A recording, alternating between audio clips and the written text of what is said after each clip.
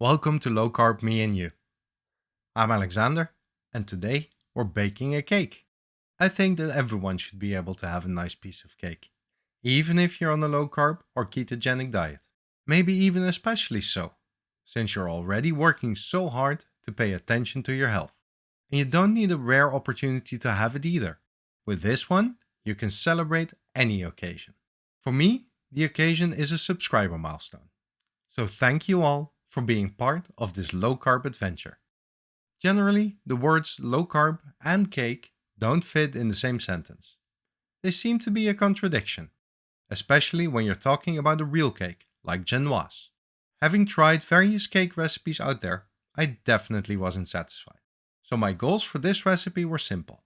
It has to taste like real cake and it should easily fit within daily macros. It took quite a bit of experimenting, but cake science has won the day. So here's my recipe for a glorious almond flour Genoise cake. The cake ingredients are similar to a normal Genoise, but with some low carb friendly alternatives. We need eggs, lemon juice, cream of tartar, almond flour, erythritol, and xanthan gum.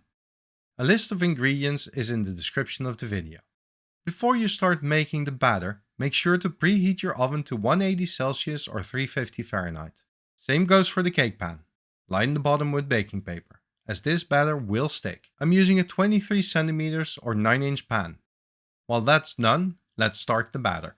Key to a good Genoise is getting that typical crumbly and airy cake that's nice and moist. When using regular flour, you get that fine crumb very easily, as flour is powder to begin with. To get that same kind of crumb with almond flour, we'll need to make it as fine as possible. Add your almond flour, xanthan gum, and erythritol, or sweetener of your choice, to a food processor. Let it run for several minutes on a low setting. If you go too fast, it won't move the flour around enough. The blades just swirl through. While you can't get it as fine as regular flour, try to get it as fine as you can. Paying attention to this step really improves the crumb and airiness of the cake. While it doesn't matter which sweetener you use, it is important to keep the xanthan gum in. We need something to help keep it together, and the xanthan gum plays an important part here. Leave it out and your cake will be more brittle, making it harder to cut thin layers later on. Once you've got as fine of a flour mixture as possible, set it aside. Next up is the most time-consuming part, beating the eggs. Add your eggs, cream of tartar, and lemon juice to a bowl. Try not to mix the cream of tartar and lemon juice when you put them in, to prevent their chemical reaction from starting immediately. Then use a mixer to get these eggs beaten to the so-called ribbon stage. A key thing to note here is that with a regular Genoise you would put sugar with the eggs. Sugar and eggs have a special kind of chemistry that's hard to beat. When combined, the sugar extracts some of the moisture from the eggs and helps develop the protein so that you get beautiful bubbles. But we can't use sugar, so I figured out another way to do this.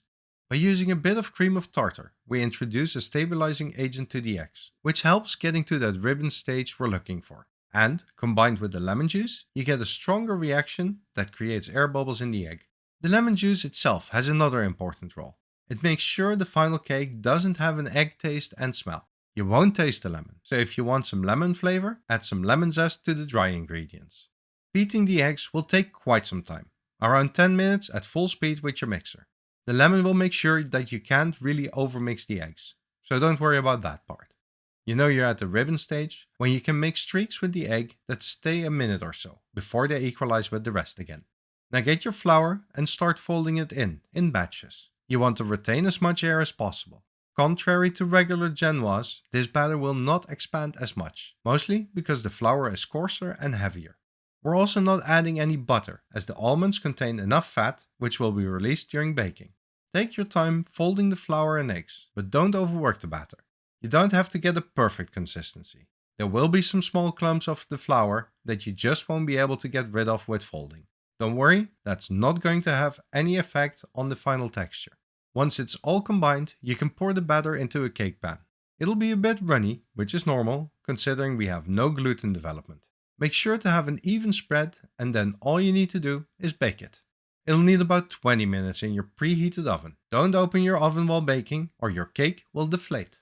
With the cake in the oven, it's time to make a refreshing raspberry coulis. We're going to make a simple version, which focuses on the raspberry flavor. You'll obviously need raspberries, some water, a gelatin sheet, a bit of lemon juice, and some sweetener.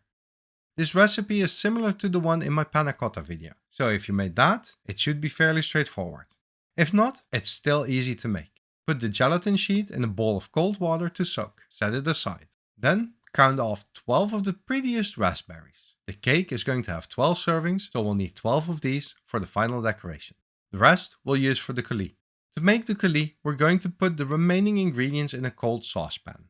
Add the remaining raspberries, the water, lemon juice and sweetener in that pan. Set it to high heat and stir well to dissolve the sweetener. Once it's boiling, reduce it to a simmer for about 5 minutes. We want to break down the raspberries and release their flavor. This coulis will be a bit sour. That'll balance out the richness of the whipping cream we're using to finish the cake. If you'd like a sweeter finish, then add a bit more sweetener to the coulis. After 5 minutes, your sauce should be a deep dark red color and quite fragrant. Transfer it to a tall container and use an immersion blender to really blend it all. You want it as smooth as possible. Alternatively, you can also use a regular blender. Once smooth, we're going to strain the sauce. We don't want any remaining skin or seeds in our final coulis. These would add an unwanted texture to an otherwise very soft cake. Take your time to really work the sauce through the sieve. This can take a couple of minutes. Once you're done, you can discard the pulp. To finish the coulis, we're going to add the gelatin sheet. Squeeze out the excess water and then stir it through. Make sure it's completely dissolved, but don't whisk the coulis. We don't want to introduce air to the sauce. Now let it cool to room temperature before we can use it. Stir it occasionally to prevent the skin from forming on top. By now your cake should be ready as well. Take it out of the oven and let it cool in the pan. Cooling the cake and coulis will take about an hour and a half. You really want to let it cool completely. Before we can get to the assembly of the cake, we're going to want to whip up some cream. As with the coulis, we're keeping it simple. You need whipping cream, sweetener, and xanthan gum. Just put them all in a bowl and whip the cream until you get stiff peaks. You want a sturdy cream for decoration, so it doesn't sag. The xanthan gum really helps with this. It'll act as a stabilizing agent. It'll keep the cream in tip-top shape for days to come. Plus, it also helps give the cream a fluffier texture. For me, xanthan gum will be used every time I whip up some cream. With all of the preparations done, it's time to start building a real cake. First, we need to cut the cake into layers. Remove the cake from your cake pan. As mentioned earlier, it'll stick, so you'll need to use a paring knife to cut along the sides. Once loose, you can remove it from the pan. I've transferred it to a wire rack, so I have a little bit of an elevation that helps with cutting the layers. You can use a knife to make your layers, but I prefer using a cutting wire.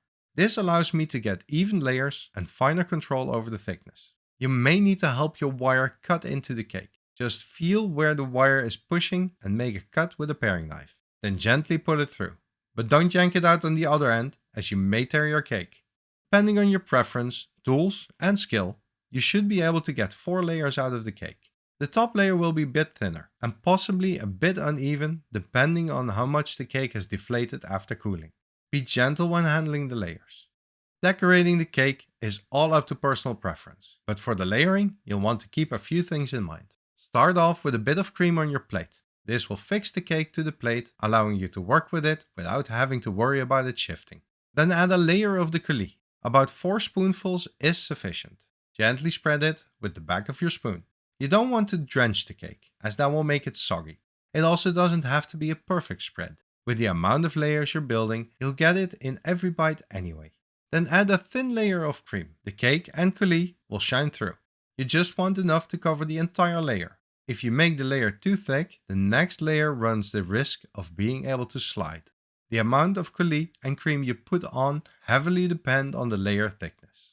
If you only cut your cake into 2 layers, you can obviously add more of both. So feel free to adjust accordingly.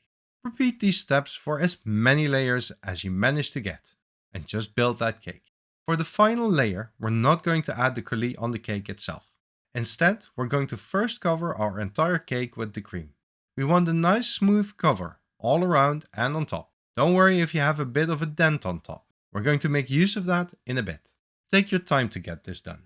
Try not to scrape the cake too much, as you might get crumbs into the cream. Don't use all the cream, we need a bit for piping too. Once happy with the covering, we're going to put the remainder of the cream in a piping bag. Unfortunately, I had a camera issue. which meant that the piping section isn't in the video. But you'll want to create a nice closed edge to the cake. This will be the wall that stops the coulis from running down. Also add 12 spots to put the raspberries on. Once you're done piping the cream, you can place those raspberries. Just gently push them in a bit so they can't move or roll away. Then to finish off, we're going to add the coulis in the middle. You can scoop it in or just pour, depending on your decorations. Because we've affixed our cake to the plate, we can then also tilt the cake to make the coulis run everywhere we want it to go. And that's all there is to the cake. You'll want to pop it into the fridge for a couple of hours, if you want the coulis to completely set. We've only used a bare amount of gelatin, so it'll take time to solidify. But I would totally understand if you just want to dig in. This recipe makes for 12 servings. But they're so low carb, you could easily indulge in more than one piece. And it'll be good to know that you can keep it in the refrigerator for several days too. You don't have to worry about your cream running. I'll give you macros from both the almond flour genoise as well as the complete cake. All of the macros for the individual recipes are in the description of the video. For the almond flour genoise, you'll have 12 servings, with each serving containing 1.4 grams of carbs, 6 grams of protein, 9 grams of fat, and about 111 calories. The fully decorated cake, with all the fixings, has 12 servings, with each serving containing 3.8 grams of carbs, 7 grams of protein, 24 grams of fat, and about 262 calories. Thank you for watching and enjoy your well-deserved cake. Don't forget to like and subscribe. Stay cooking, stay low carb, and let your taste buds dance with delight.